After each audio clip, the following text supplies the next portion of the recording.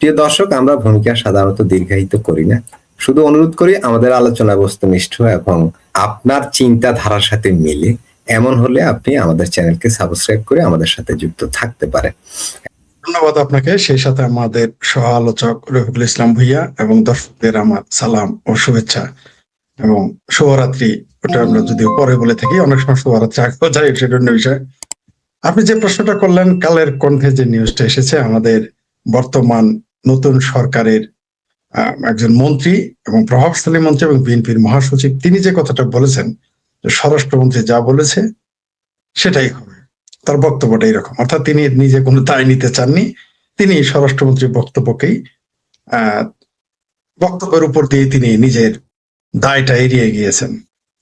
তো এখানে দুইটা সমস্যা আছে। এটা কিন্তু তিনি মুখে বলেছেন, রাজনৈতিক ভাবে একটা কথা বলা, মিডিয়ার সামনে একটা কথা বলা, আর সংসদে গিয়ে কথা বলা আলাদা জিনিস। এটা যখন আপনি তদন্ত করার ঘোষণা দেবেন, তখন একটা কমিটি গঠন করতে হবে। তারপর আমরা বুঝতে পারবো যে তদন্তটা আসলেই হবে। এর আগে আমরা বিশ্বাস করতে হবে। বিচার পরে কতদূর যাবে, হবে কি হবে না, সেটাও একটা প্রশ্ন। কিন্তু অন্তত তদন্ত কমিটি গঠন করলে আমরা বুঝবো যে এটা হতে যাচ্ছে। আর যে পত্রিকার খবরটা দেখালেন, গ্রিন সিগন্যাল দিয়েছে, এটা আমরা ধরে নিতে পারি তদন্ত কমিটি গঠন হবে। তদন্ত কমিটি গঠন হলেই ভাববো এই কথাটা সত্য। বিএনপির এটা ইচ্ছা নাই এই বিচার করার। কিন্তু ওই যে কেউ কেউ বলে যে আমাদের নিউ এজের আমাদের নুরুল কবির ভাই বলেছেন যে মানুষ, মানে কোন মানুষ জামাতকে ঠেকানোর জন্য নাকে রুমাল দিয়ে বিএনপিকে ভোট দিয়েছে, তেমনি বিএনপি নাকে রুমাল দিয়ে হলেও বিচারটা সে করতে যাবে, কারণ এটা তাকে করতে হবে। কারণ আমার ভাবির পোলারা যে রাজনৈতিক দল করে, এটা তো কোনো রাজনৈতিক দল না। তারা সকালে এসেছে, বিকেলে চলে যাবে, এরকম রাজনৈতিক দল। অর্থাৎ তারা হচ্ছে সর্দি জ্বর। আপনি যদি তাদের রোগের সাথে তুলনা করেন, সর্দি জ্বর মানে ওষুধ যদি খান তাহলে 7 দিনে ভালো হবে, আর ওষুধ যদি না খান তাহলে 1 সপ্তাহে ভালো হবে। মানে সর্দি জ্বর এমনি ভালো হয়ে যাবে, কারণ গ্রামের মানুষ সর্দি জ্বরে কোনো ওষুধ খায় না, এমনি তারা ভালো হয়ে যায়।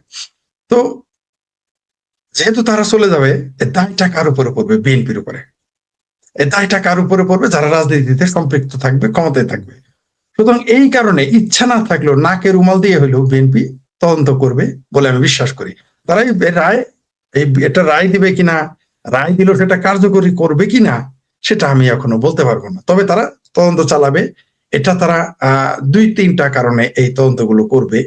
একটা হলো পুলিশকে খুশি রাখতে হবে, দেশবাসীকে, বিশ্ববাসীকে বুঝাইতে হবে যে আইনের শাসন আছে। আবার আওয়ামী লীগেরও কিছুটা মন সন্তুষ্ট করতে হবে। সেই কারণে তারা তদন্তটা করবে, কিন্তু আদতে তারা করতে চাইবে না, করলো সেটা নাকের রুমাল দিয়ে। আরেকটা সংশয় রয়েছে, এমন হতে পারে, মানে যদি সঠিক পথে চলে বিচার তাহলে তো আলাদা কথা, কিন্তু যদি ব্যাঠিক পথে যায় তাহলে দেখবেন এগুলোর আসামি করবে সব আওয়ামী লীগের লোক বা আওয়ামী লীগের কর্মী। এটাও ঘটে যেতে, আমি বলছি না ঘটবে, ঘটে যেতে পারে। আর আপনি যে কথাটা বললেন যে এরা, আমি আশাবাদী কিনা, এটা হয়তো আপনার প্রশ্ন থাকতে পারে।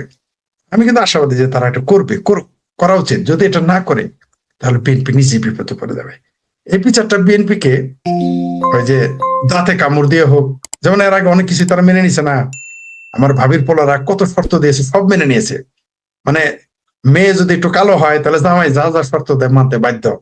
সেরকম বিএনপি কে যা যা শর্ত দিয়েছে আমার ভাবির ছেলেদের দল, এই যে গোল্লা চটপাটির দল, এই এনসিপি, বৈষম্য বিরোধী, জামাত, হেফাজত বা চামড়া নাই বা চর্ম নাই, যে যে প্রস্তাব দিয়েছে বিএনপি সবকিছুতে হ্যাঁ করেছে, মেনে নিয়েছে না। তেমনি এইবারও তাকে এই জিনিসটা মেনে নিতে হবে। কারণ এটা যদি বিএনপি মেনে না নেয়, তদন্ত না করে, পুলিশ ফোর্স মানে আইন শৃঙ্খলা বাহিনী ফাংশন করবে না। আর আইন শৃঙ্খলা বাহিনী যদি ফাংশন না করে তাহলে এই সরকার স্থায়ী হতে পারবে না। কারণ পুলিশ যখন দেখবে যে তাদের কলিগ, তাদের সহকারীর হত্যার বিচার হয় নাই, তখন পুলিশ তাদের আত্মবিশ্বাস হারিয়ে ফেলবে, মানুষ আত্মবিশ্বাস হারিয়ে ফেলবে, তখন কোনো কাজ করবে না। কাজ না করলে এই সরকার টিকতে পারবে না। তখন এরা আওয়ামী লীগ দেশে না থাকুক, পুলিশ তখন পুলিশ লীগে পরিণত হবে। বিএনপি আবার এর এই ঝুঁকিটাও নিবে না। তাই একটা পর্যায়ে তারা কৌশলে হলেও তারা এই তদন্ত করবে বলে আমি মনে করি। ফরিদ ভাই, আমি ছোট একটা ভিডিও ক্লিপ দেখাই, ওটা হবে। জুলাই গণ অভ্যুত্থানের সময় সেই যে যুদ্ধ পরিস্থিতি, যদি বিচার নিশ্চিত করতে হয়, অবশ্যই আগে যারা জুলাই গণ অভ্যুত্থানে জুলাই যোদ্ধা যারা আহত হয়েছে, শহীদ হয়েছে, তাদের বিচার আগে নিশ্চিত করতে হবে। সমগ্র পুলিশ বাহিনী কিন্তু দায়ী ছিল এই অপরাধের জন্য, এই গণহত্যা সংঘটিত করার জন্য। কিন্তু আমরা সমগ্র পুলিশ বাহিনীকে কাঠগড়ায় দাঁড় করিয়ে নেই। আমরা বলেছি যারা অভিযুক্ত ব্যক্তি শুধু তাদেরকে আমরা বিচারের আওতায় আনবো, আর পুরো বাকি পুলিশ বাহিনী যাতে সংস্কারের মধ্য দিয়ে জনগণের পক্ষের বাহিনী হিসেবে আবার কাজ করে। ফলে এই ফরিদ ভাই, এটা হচ্ছে নাহিদ ইসলামরা মূলত এই পুলিশ হত্যার বিচারটাকে তারা সহজভাবে নিচ্ছে না।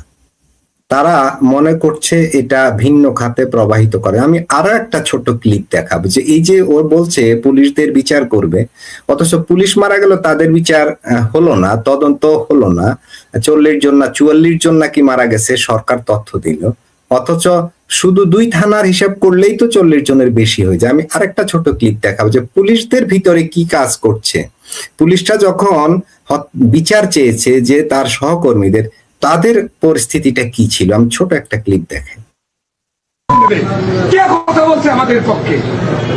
আমরা নিজেরাই কথা বলছি পুলিশের পক্ষে। কি রে ভাই, পুলিশের চাকরি করে তুই পুলিশটাই গুম করে দিচ্ছিস? আজকে পুলিশের অধিকার নিয়ে কথা বলতে এটার জন্য তো আমরা লড়াই করতেছি। সেই যদি আমাদের এরকম অবস্থায় ফলায় তাহলে কেমনে হবে? দেখা গেল যেসব পুলিশরা বিচার চেয়েছে তাদেরকে চাকরিচ্যুত করা হয়েছে, তাদেরকে গুম করা হয়েছে, এবং বলা হচ্ছে, আমি অনেকগুলো সাক্ষাৎকার দেখেছি যে অনেকের খোঁজই পাওয়া যায়নি এ পর্যন্ত। ফরিদ ভাই, ঠিকই বলেছেন, পুলিশ 50 জন মরে নাই, এক উত্তরাতেই কতজন মরেছে আমরা লাস্ট কতগুলো দেখলাম ঝুলাই রাখছে। তারপরে সারা বাংলাদেশের শত শত থানা লুট হয়েছে, সেখানে মারা গেছে, গায়েব করে দেওয়া হয়েছে। কারো কারো মতে তো মানে আমার কাছে বিদেশি একজন ব্যক্তি বলেছিলেন 1200 পুলিশ মারা গেছে, কেউ বলেছেন 3000 মারা গেছে। আমরা ধরে নিলাম 300, ধরে নিলাম।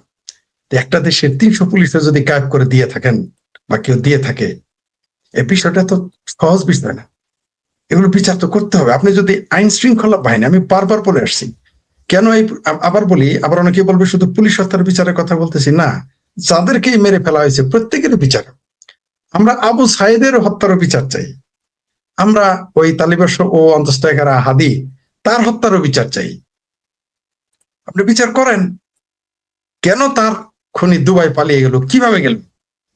এখন তো ইউনূস সরকার ছিল, যারা যারা ক্ষমতায় তাদেরই, যারা মরেছে তাদেরই সরকার, তাহলে ছেলেটা কিভাবে দুবাই পালিয়ে গেল?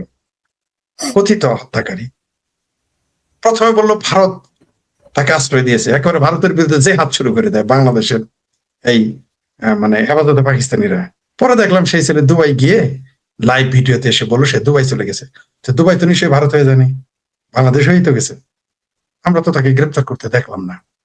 তো বিষয়টা রহস্যজনক। আমরা চাই এগুলো সবগুলোর বিচার। আমাদের কিন্তু যে কোনো মৃত্যুরই আমরা বিচার চাই, এমনকি সেটা 5ই আগস্টের আগের মৃত্যু, তারও বিচার চাই। কেন চাইবো না?